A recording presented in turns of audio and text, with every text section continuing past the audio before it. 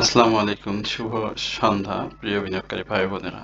আশা করি সকলেই ভালো আছেন। আলহামদুলিল্লাহ, মার্কেটের ইন্ডেক্সের যে মুভমেন্ট সেটি সাকসেসফুলি গত দিনের হাইয়ের উপরে ক্লোজ করেছে, অর্থাৎ 5,600, এবং সবার প্রত্যাশিত যে জায়গাটি ছিল সেই জায়গাতেই মার্কেট ক্লোজ করে। তারপরও ইন্ডেক্সের ইঞ্জিনিয়ারিং এটা কিন্তু থেমে নেই। আমি আজকে আপনাদের সাথে যখন ইন্ডেক্সের চার্ট নিয়ে কথা বলবো, আমি সবাইকে বলবো যেন একটু মনোযোগ সহকারে আমি কি বোঝাতে চাচ্ছি সেই বিষয়টা যেন অবশ্যই আপনারা মনোযোগ সহকারে শুনে বোঝার চেষ্টা করবেন। আজকে মার্কেটের টার্নওভার ভালো হয়েছে। গত 3 দিনের টার্নওভারটি আপনাদের সাথে একটু বলি। গতকালকে মার্কেটের টার্নওভার হয়েছিল 565 কোটি টাকা, এবং 24শে ফেব্রুয়ারি আমরা টার্নওভার দেখেছিলাম 824 কোটি টাকা। 24শে ফেব্রুয়ারির যে টার্নওভারটি হয়েছিল সেই জায়গাতে খুব স্পষ্ট ছিল মার্কেটের প্রফিট টেকিং এর একটা অপরচুনিটিস, সেই জায়গাতে মার্কেটের টার্নওভার বৃদ্ধি পেয়েছিল সেল প্রেসারে।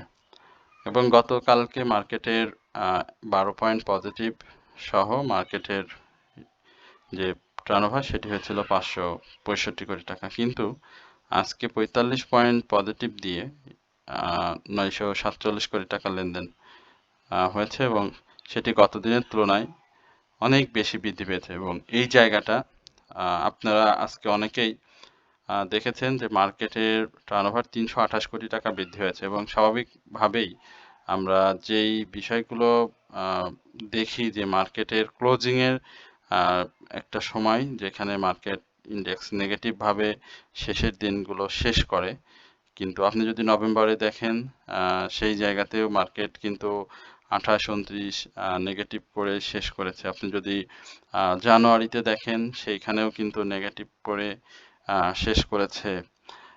কিন্তু এর এর বাইরে যদি আমরা নভেম্বরে বলি, সেখানেও কিন্তু আপনি দেখবেন মার্কেটে বড় কারেকশন ছিল 49 পয়েন্ট এবং 64 পয়েন্ট, কিন্তু আজকের এই জায়গাতে যে উত্থান, গত দিনের যে উত্থান, এবং 24শে ফেব্রুয়ারি যে ছোট ডাউন ট্রেন্ড, সেই ছোট ডাউন ট্রেন্ডে হিউজ নাম্বার অফ স্টকের প্রাইস ডিক্লাইন হয়েছিল।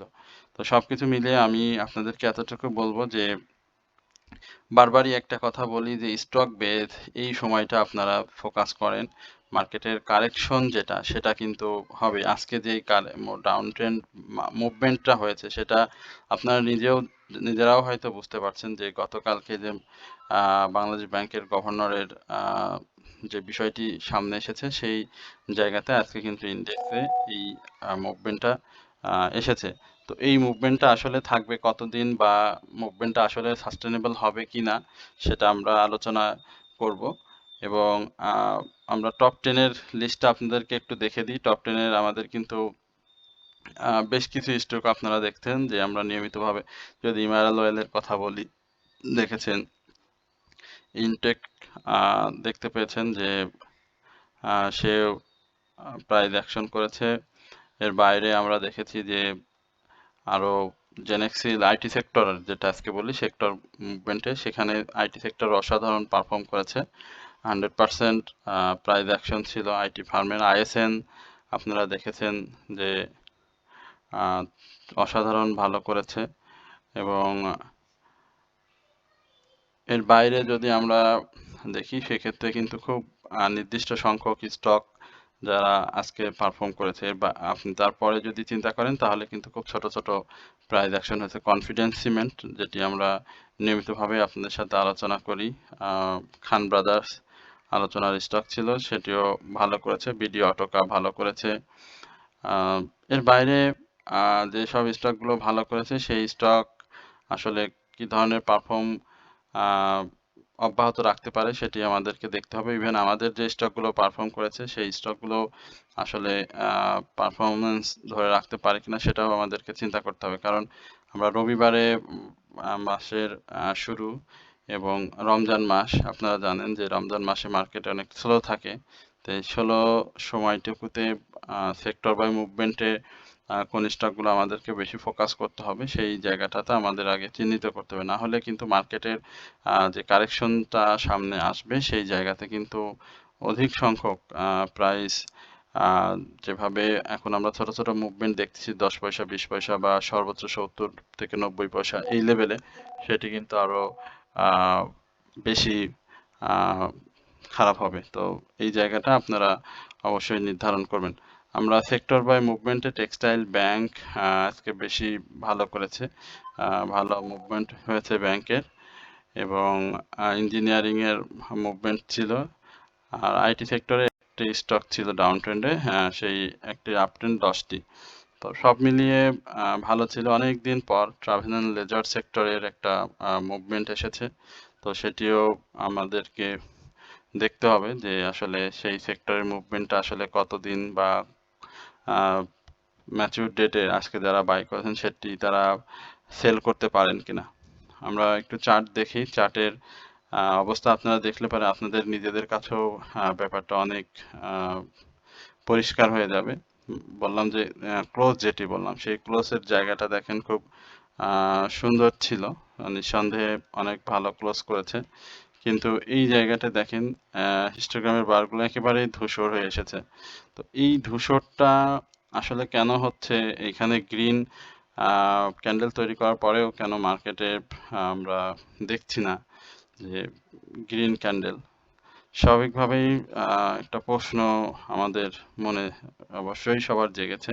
আপনি যদি দেখেন এখানে ধূসর ক্যান্ডেলের পরে অনেকগুলো গ্রিন বার এসেছে, এখানে দেখেন একদম হয়ে যাওয়ার পরেও কিন্তু গ্রিন বার এসেছে, কিন্তু এই জায়গাটাতে একেবারে ধূসর হয়ে আসার পরেও গ্রিন বার কিন্তু আসেনি। বাট এমএসিডিতে দেখেন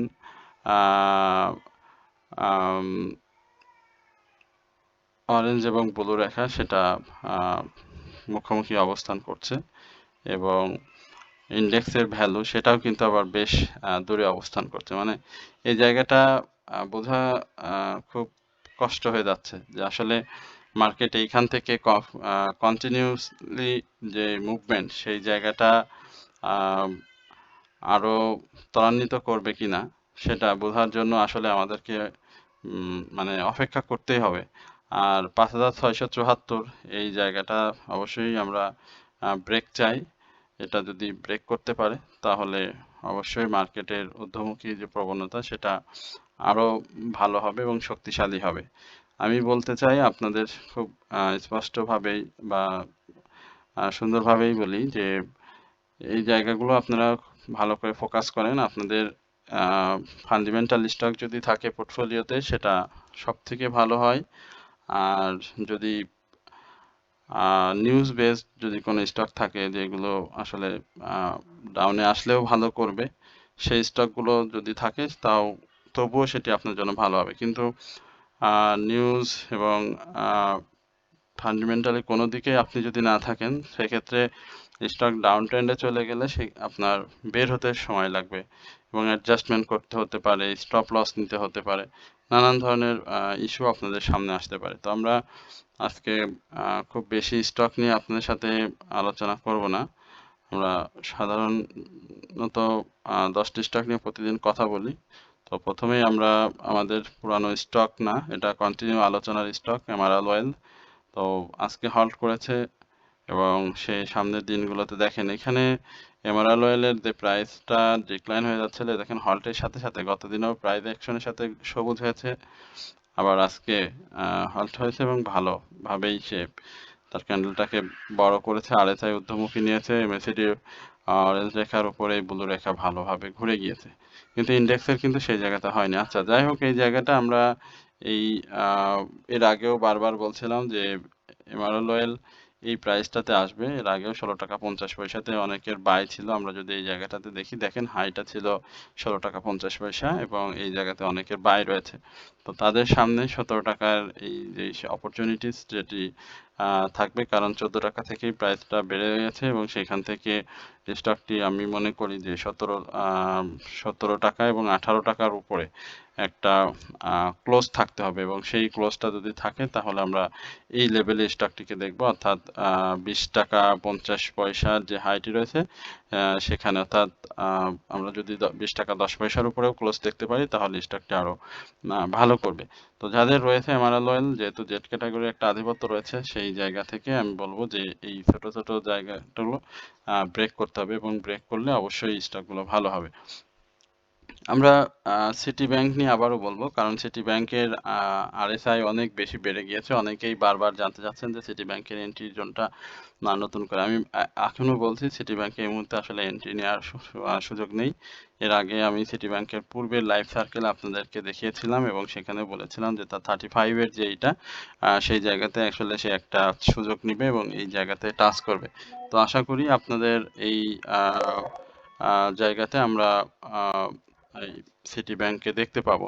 তো সেখানে ছোট ছোট কিছু কারেকশন থাকবে, সেই কারেকশনগুলো আপনারা অবশ্যই জাস্টিফাই করে তারপরে এন্ট্রি নেবেন। তবে এখন যে জায়গাতে রয়েছে সেই জায়গাতে অবশ্যই আমি মনে করি এখানে রিস্ক রয়েছে, সুতরাং আপনারা এই জায়গাতে সিটি ব্যাংকের এন্ট্রি নেওয়া থেকে বিরত থাকবেন। এর বাইরে আমরা আপনাদের সাথে আরও বেশ কিছু স্টক নিয়ে কথা বলতে চাই। তো আজকে বেশি আলোচনা দীর্ঘায়িত করব না, কারণ আপনারা জানেন যে পবিত্র রমজান মাস, আমরা ইতিমধ্যেই আজকে বেশ কয়েকটি রমজান অতিক্রম করেছি। সামনে মার্কেটের প্রফিট টেকিংয়ের সেই সময়টা কিন্তু খুব সংকীর্ণ হয়ে আসছে। তো এই মুহূর্তে যারা প্রফিটের চিন্তা করছেন বা প্রফিট নিতে চান, আমি করব যে অবশ্যই আপনাদের স্টক সিলেকশনটা সঠিক হতে হবে, না হলে কিন্তু আপনারা প্রফিট নিতে পারবেন না। তো আমাদের যে অনারিয়ামের মাধ্যমে যে সার্ভিসটি চালু রয়েছে, আশা করি আগামী মাস থেকে আবারও নতুন মাসে শুরু হচ্ছে। তো এই মুহূর্তে অনেকেই যোগদান করে ফেলেছেন, আবার অনেকেই যোগদান করতে ইচ্ছুক, বিভিন্নভাবে আমাদের সাথে বিস্তারিত জানছেন।